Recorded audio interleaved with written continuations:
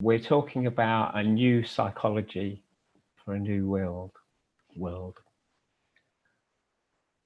Okay, so it probably might be a good idea to give people a bit of a background on who I am and what I do and what my experience has been with the three principles, which is what we're talking about. So I've been around the principles probably for about 6 years now. And currently I am so lucky. I see it as been the biggest gift in my life to be able to spend pretty much all my time sharing the principles in different countries, in different cultures, with businesses, with in schools, with mental health charities, and everything in between. So I am just so passionate in getting this message out because I have seen so much change. I have seen such a shift in people and in communities and in businesses that I can't imagine a bigger gift for people to receive. So my story began, I guess, I have a story about how most of my life has played out, and I'll be really quick with it because it can get a bit depressing. So from when I was very young, I had this sense of feeling not good enough. Right from primary school, where I was bullied, through to secondary school, and as a teenager, there was a sense of feeling inadequate, not just in sort of one area, but in most areas. In terms of how I communicated with people, how I was academically, how I was physically. There was this pervading sense that somehow I'd been parachuted down from somewhere else, and this world just wasn't right for me. I just didn't fit. And as I say, I've got lots of stories about how that would have come about, but essentially, I had this feeling of not being good enough, and what I've seen since then is that had the effect of how I showed up in the world was, oh, I'm not good enough to do that, or I'm not confident talking to this person, or when I was a teenager, I couldn't possibly talk to that girl. It was. I lived from this platform of insecurity and fear, which I'm guessing a lot of people do. I think especially when we're teenagers and we're just beginning to come out in the world. And so for me, my world was this big. It wasn't even that big. It was that big. But the possibilities of things that I could do seemed so small. My world seemed so small. And that translated into, I felt that I needed to create this image of a confident, competent person, to project so that people would like me. And so it became just such hard work trying to maintain this image of somebody that I would really like to be, but really, really didn't believe I was. And I would, you know, I can remember now, I can remember thinking things like, I am just getting away with it. Sooner or later, somebody is going to catch on to me. You know, somebody's going to see through me, and they'll see how I'm not this person. And they'll see how I'm, you know, and I'll be humiliated. And so my life became really hard work. You know, it was like swimming against the tide all the time. Really, really, really tiring. You know, I remember when I was at school and later on when I was at work, you know, I would be physically sick every Sunday night before having to go to school, have to go to work. It became, you know, I would have stomach cramps, and it became so normal for me, I did not think anything of it.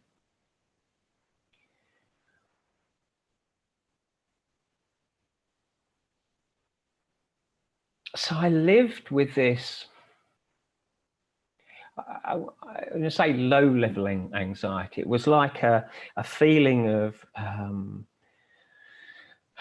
like a churning in my stomach all the time. There might have been days like on a Friday night and a Saturday where I was kind of home from school, home from work, and where I could breathe again. But then I'd have to go to a social situation and it would kind of start up again. So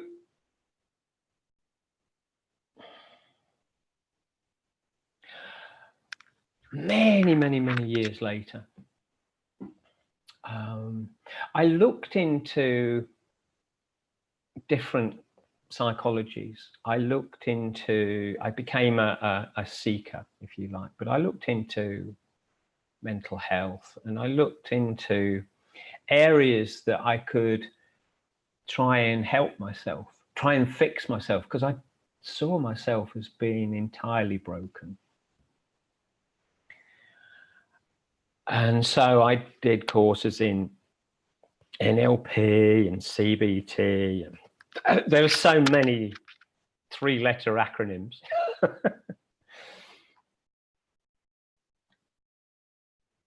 And I always got a little bit confused, you know. And then one day, because I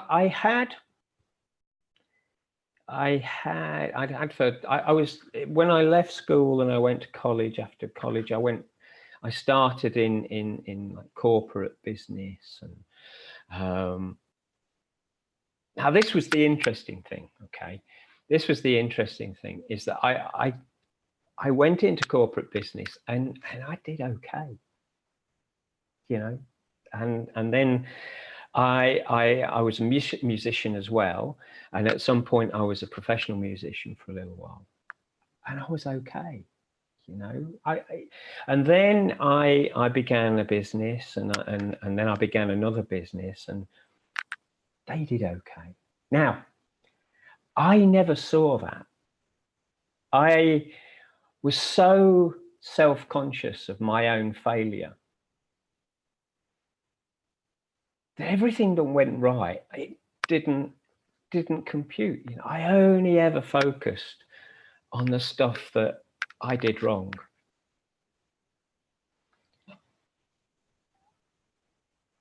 So while there was a point during my working life where, after I looked into different technologies and strategies to try and fix myself, I came across a book called The Inside Out Revolution by Michael Neill.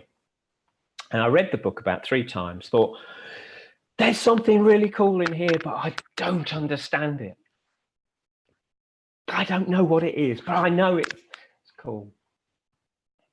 And And what struck me, what the thing that did strike me was that when I was coaching people with NLP and other kind of strategy-based things, people would come with some really, really challenging problems. Some of them were traumatic. And whenever I looked to something like, you know, a psychology book, it felt like reaching for a formula to, okay, so you have this, therefore, hang on a second, we need to do this, this, and this. And sometimes it began to help, but never lasted very long. So the thing I got from the Inside Out revolution was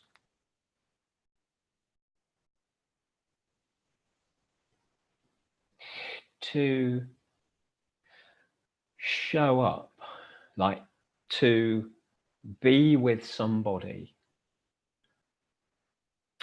and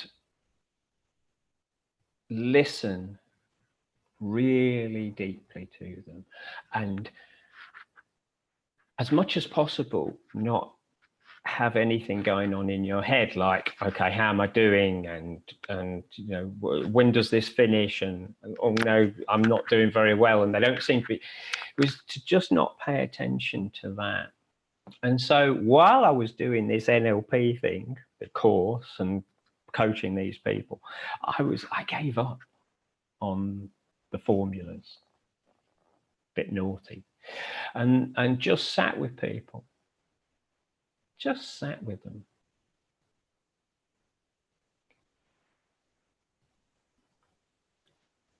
And it was, we would both, you know, a lot of the time we would both end up in tears. We would end up both getting really quiet. And I didn't know what to say. You know, I didn't have a clue what I was doing, but there was something about being in that space with somebody that seemed to help.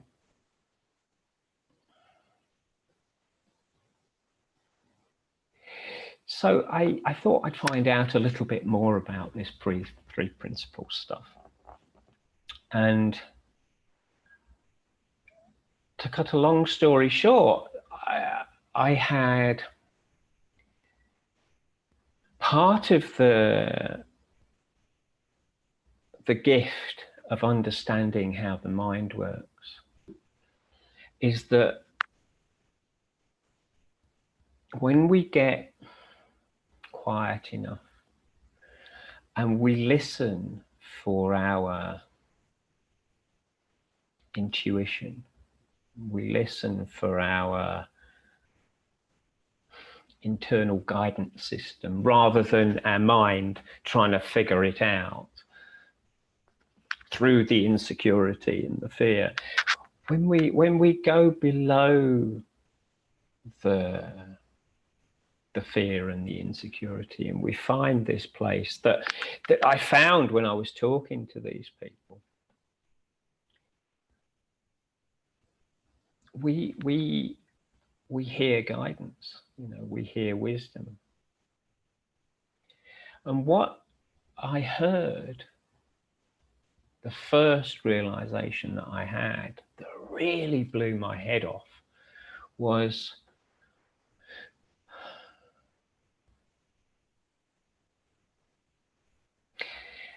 if it's true that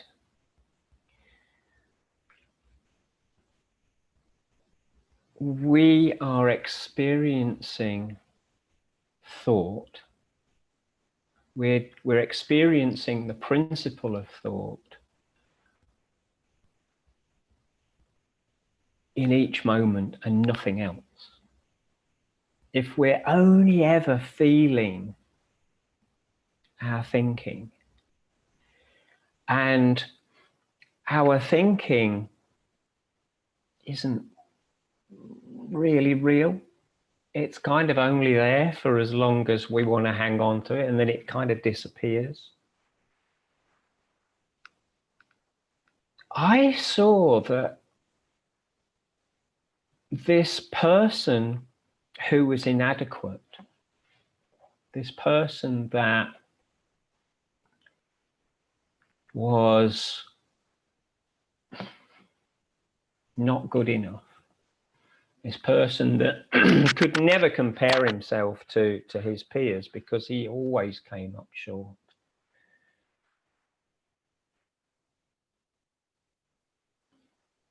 was made of thought. It was made of something, it was made of energy. It didn't have any solidity.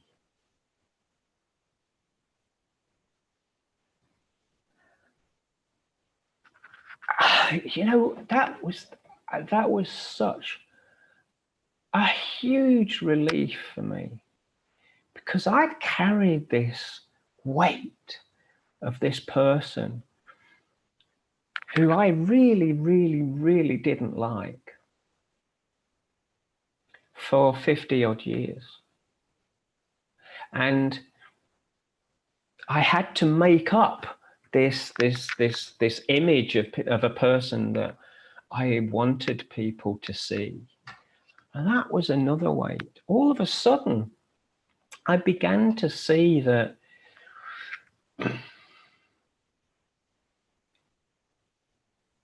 okay, sometimes I was cripplingly shy. But sometimes as a musician, I would get up in front of 1,000 people and play without thinking about it.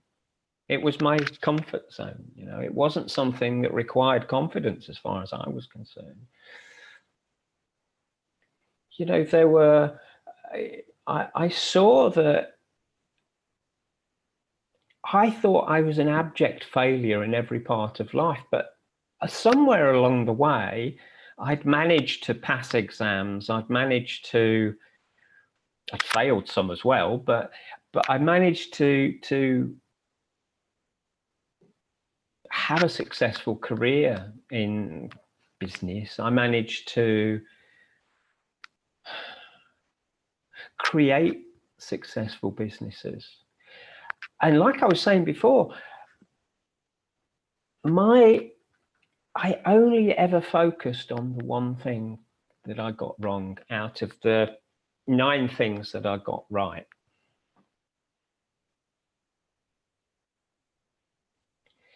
So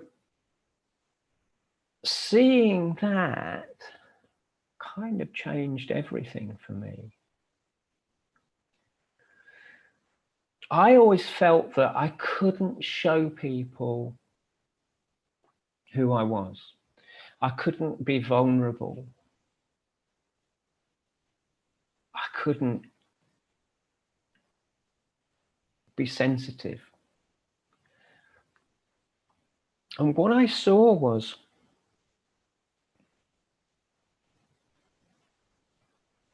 so, for instance, with, you know, when I would visit a client with my business, I would show up and I would have all this stuff going on in my head. I'd have a script about how I wanted the conversation to go. And I would also have lots and lots of thinking about, do they like me? Don't they like me? What do they need to talk about so that they'll like me? How can I make this conversation go better? And what do I want out of it? And so I saw with work, I saw with my family, members of my family, I saw how I showed up with 50 years worth of judgment, you know, about my dad and my sister. And I saw how much I would show up and I have all this judgment, all this agenda, all this need to be right in my head. When I saw what I was doing, I mean, I saw that it really, really was painful for me. But also I saw that, like the people that I began to coach, I was not listening. I wasn't being present. I was thinking about, oh, what do I need to say here? And what did they say 10 years ago that's really, really annoys me now? I wasn't quiet enough to actually hear what my clients were saying, what my dad was saying, what my sister was saying, what my wife was saying, what my son was saying. I mean, really listen to what they were saying. Listen to the feeling behind it and what they were talking about beyond what the words they were using.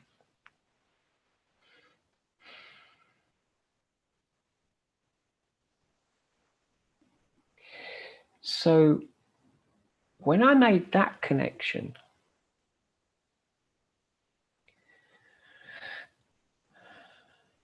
I began to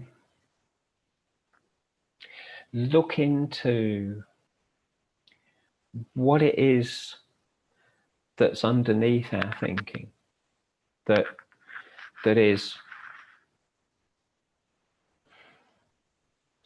when we get quiet, when our minds settle and we feel relaxed and we feel calm.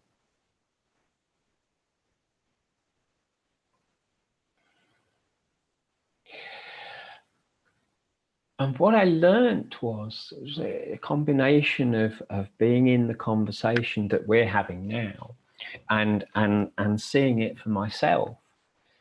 What I learned was that underneath all this noise, there's a quiet space.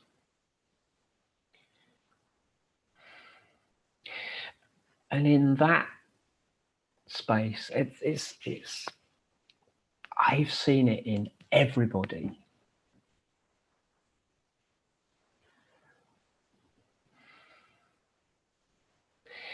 In that quiet space,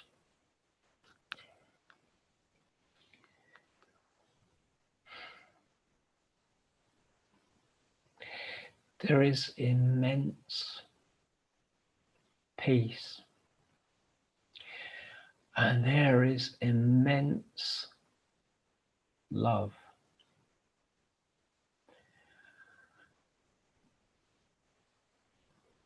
And compassion.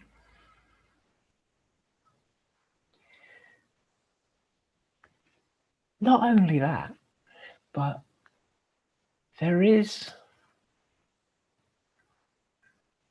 clarity. In that space, if there's something that I've been trying to work out with my head, when I give up, when I say, I've had enough of that. And I find myself at some point in that space, the answer becomes absolutely blindingly obvious. And it's like, what again? I've done it. I've spent 2 hours trying to work this out, and it's just so obvious. There's no decision to be made. It's just, well, yeah, duh.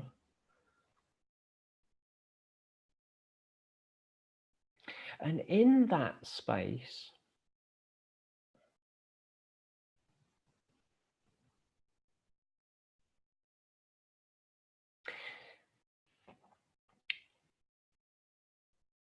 it's where we get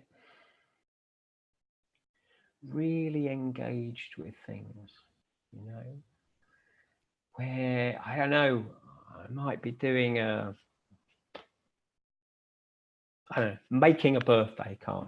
Doesn't happen very often, but I'm just using it as an example. I can get really, really involved in a little project, and I can get so attentive I can, you know, when you're kind of, when you lose track of time, when you're really involved with something so much that time just goes, and all of a sudden you find yourself 2 hours later going, what happened? What happened? I can get really, really involved in something, and it can be something that I wasn't looking forward to. Yeah, it can be doing the washing up, or, you know, sort of putting the clothes out on the line. I don't know, but in that space, I found everything that I've always ever wanted, that I didn't think I was capable of.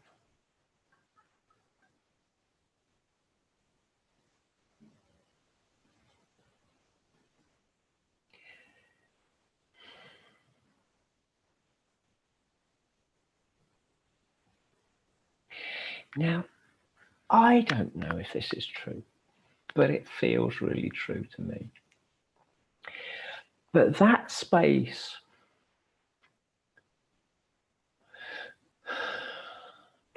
that feels like that's who I am. You know, not confident, not shy, not good, not bad, not any of the labels that we give ourselves. Underneath that weight of painful thinking, contaminated thinking, before all that, there's something which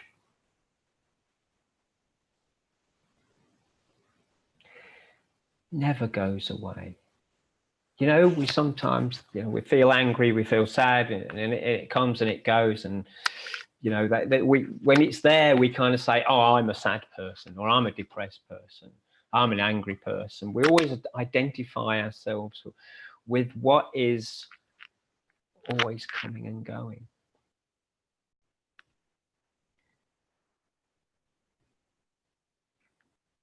But what seems a lot more true to me is that who we really are, what we really are, what our real nature is something that doesn't come and go.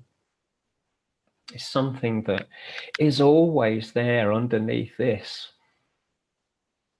is always whispering to us, asking us to come back, you know.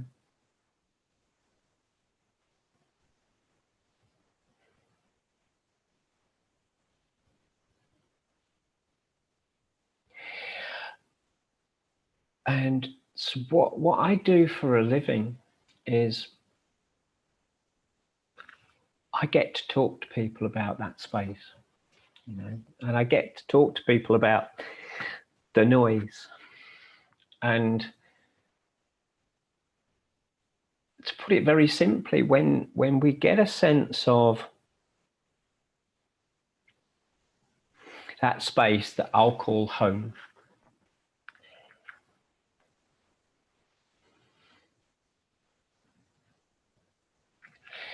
just even getting the tiniest glimpse of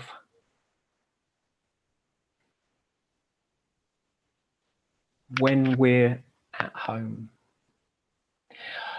and when we're away from home,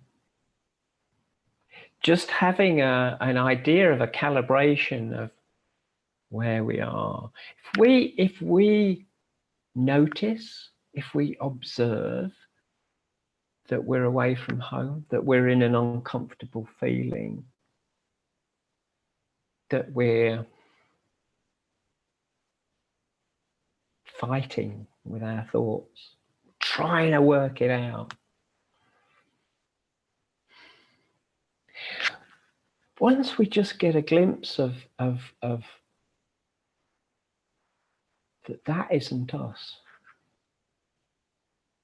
That's just a trick of the light. That's a misunderstanding we have about how our mind works. And it's like, you know, people have called it like seeing the glitch in the matrix. All of a sudden it's like, oh, okay. And we see that the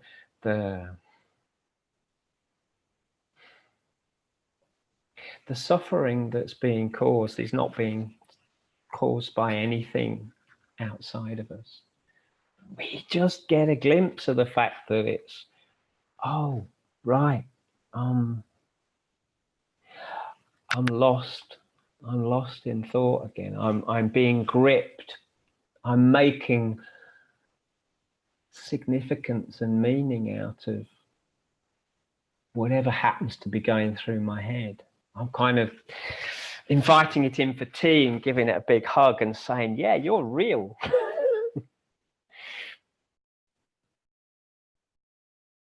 You mean something, so I'm gonna hang on to you for a while.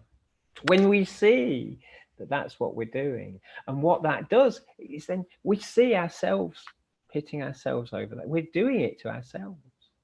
Soon as we see that, we go back in the direction of home. Maybe not straight away, but we see that something's wrong with this picture. And home is always calling us, you know.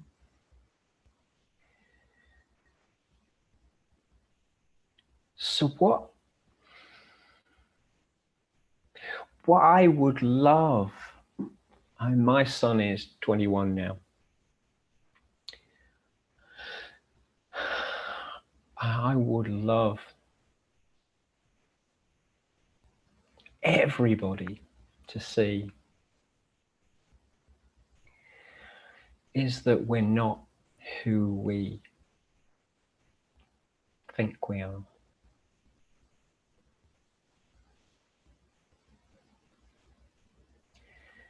We're something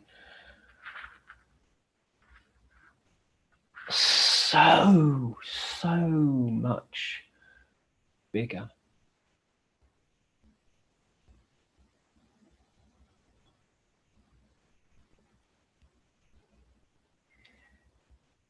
It looks very much to me like when we're in that space,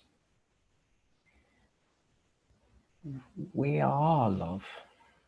Yeah, we are compassion, we are kindness, we are inspiration, we're clarity, we're creative beyond anything we ever thought. And what I see, going back to what we were talking about, as a new psychology for a new world, is that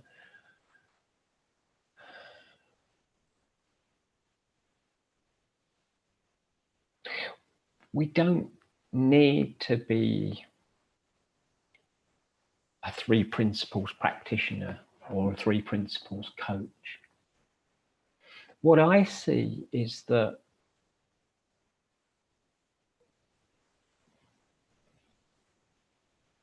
if I sit down and I touch that space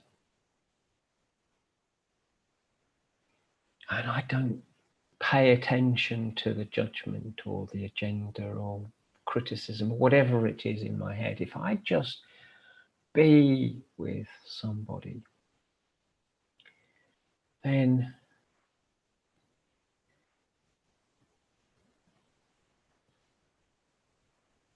that space in me is talking to that space in you.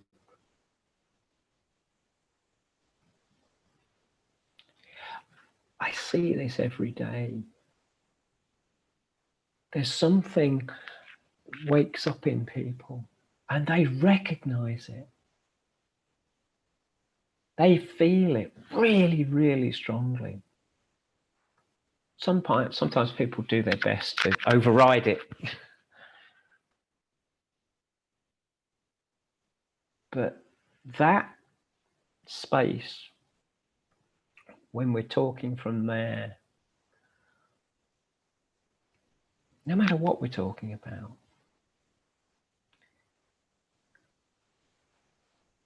shifts consciousness. It takes us out of this.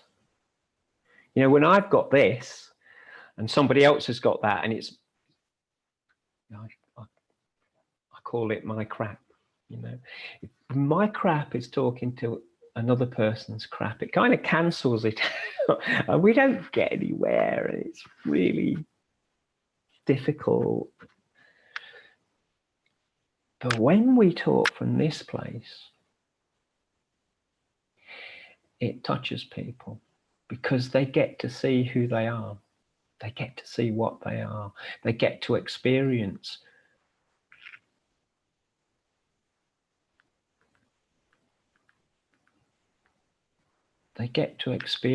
love. They get to experience compassion, kindness, all the stuff.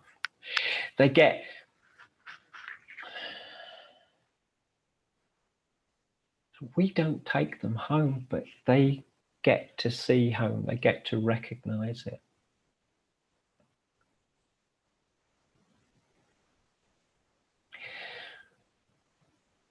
I can't think of a bigger gift.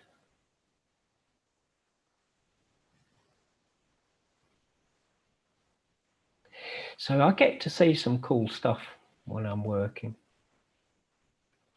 And I remember I was working with a leadership team in China, big company. And the first day, what we normally do is we kind of lay out the basics of the principles, and we do a few exercises, and one of them is listening. One of them is showing people how much thinking they have during the course of a normal conversation, and then asking them to try not paying attention to their thinking and just listening really deeply to what people are saying.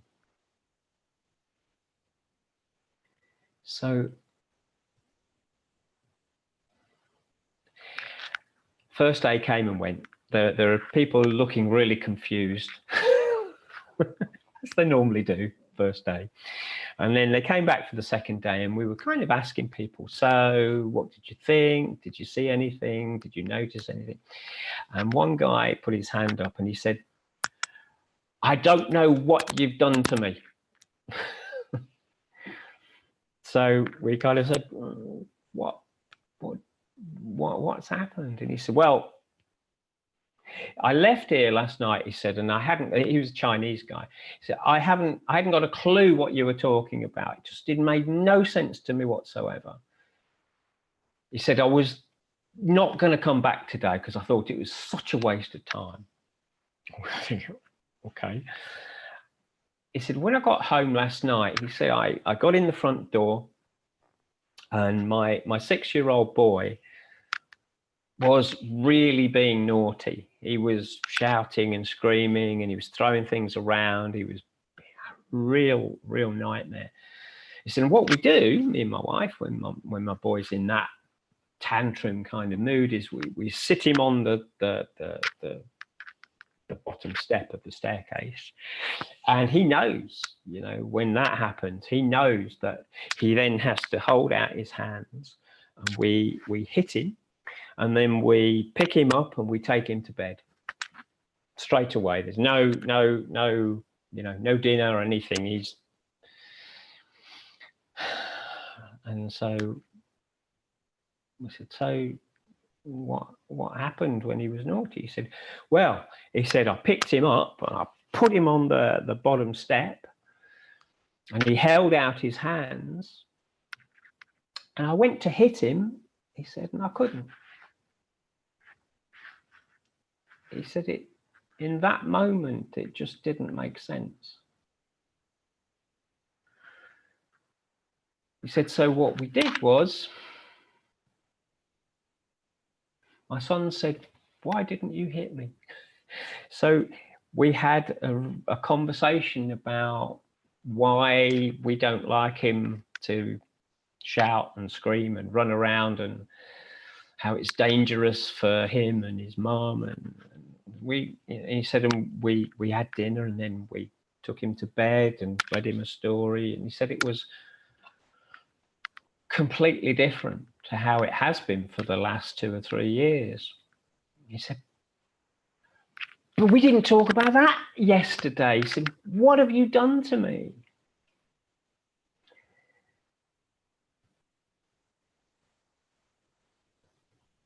So we had a really good conversation with the group about when we see thought, even if it's only for a second, when we see that our anger and our need to be right is just a reflection of our thinking, no matter how strong it feels.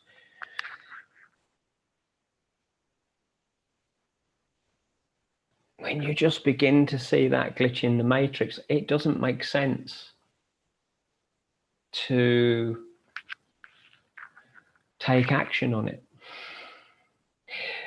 When we see it and we get nearer home, that is when the love, that's when the compassion, that's when our true self shows up.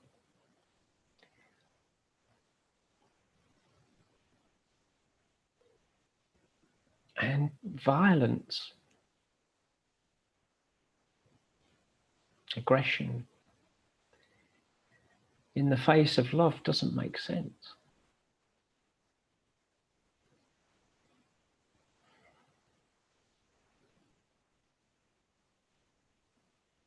So what I really, really, really love, and that's why it feels to me like we talked to that guy. He didn't know what he was hearing. He went home. He had an experience where his guidance system, the intelligence behind life, gave him what he needed for him and his son to heal, to grow. And that has a ripple effect for his son and for his wife. And what we see is this ripple effect when we show up in the world, however briefly, in that space, it changes people. It changes us, and it changes the people that we're talking to.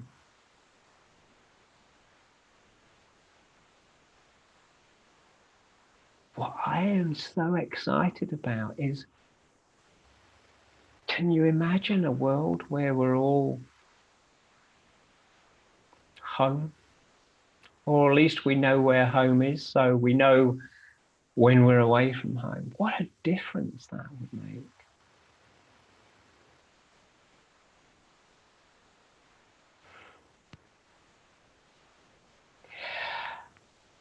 I can't tell you how excited I am to get to see this stuff every day. You know?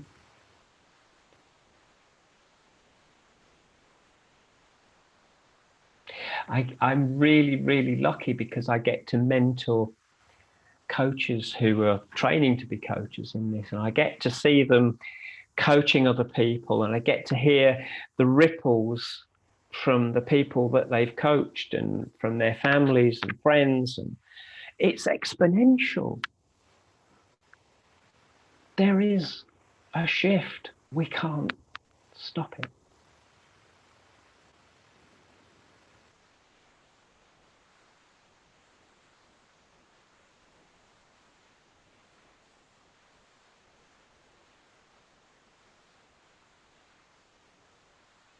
Well, I'm speechless, which is A million tears. A million Nobody tears. says that about me. No. Oh, that was just lovely. Well, it still is lovely. I feel, yeah, it's really, really good. So I think this would be a good place to stop so that people can just sit in that lovely feeling. And that it really is so exciting. And you expressed so well exactly what I would love to be able to say. Yeah, so well. Thank you so much. Oh, and so thank you so much for inviting me. I just love this space. I really do. I really do. Okay, so well, goodbye for now. But if anyone wants to get in touch, you can leave messages underneath the video, and there are links to Stef if you want to get in touch with him or you want to find out more about him on our website, where there'll also be a link underneath the video. It's at thesecretofeverything.com. So thank you so much, and I'll see you again soon. Bless you, Anne. Thank you for listening. Thank you. Thank you.